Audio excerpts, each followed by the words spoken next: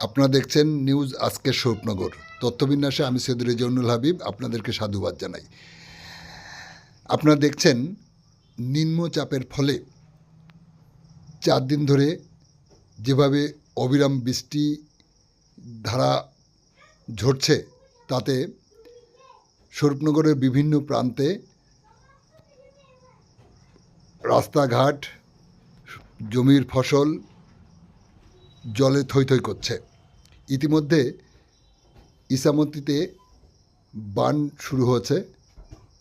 সকালে স্থানীয়রা তাদের সাধ্যমতো তারা চেষ্টা করেছে এবং পানি বাঁধার চেষ্টা করেছে, কিন্তু এইভাবে চলতে থাকলে রাতারাতি নদীর জল গ্রামে ঢুকবে। সেই আশঙ্কা নিয়ে বিকাল 5টার পর গ্রামবাসীরা ঘোলার ঘাটে অবস্থান করছে। দেখুন কি বললেন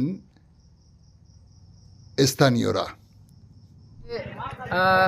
সাংবাদিকরা এসেছিল দুপুরবেলা এখানে, তো আমরা সবাই মিলে বলেছি, আর এখন গ্রামবাসী সব এক জায়গায় হয়েছে, একত্র হয়েছে। এখানে অন্তত 100 মতন লোক আছে। আমরা সবাই দাবি করছি যে এই জায়গাটা দিয়ে যে জলটা ঢুকছে, এই জায়গাটা দিয়ে যে জলটা ঢুকছে, এটা রাতারাত্রি কিন্তু এটা বিশাল পরিমাণে জল ঢুকবে গ্রামে খুব ক্ষতিগ্রস্ত হবে।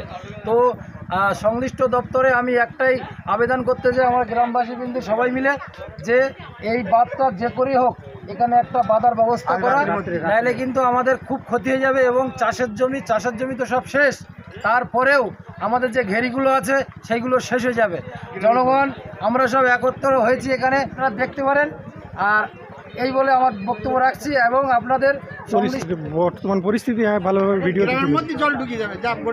বর্তমান পরিস্থিতি আপনারা দেখছেন, এখানে এই যে জল ঢোকার এখান থেকে শুরু হয়েছে, এবারে রাত্রের মধ্যে এই জলটা বিশাল আকারে ঢুকবে এখানে। তো আমরা গ্রামবাসী সবাই মিলে সংশ্লিষ্ট দপ্তরে আবেদন রাখছি যে মহাশয়ের কাছে আপনারা যাতে এই জলটা আটকানোর ব্যবস্থা করেন। ধন্যবাদ।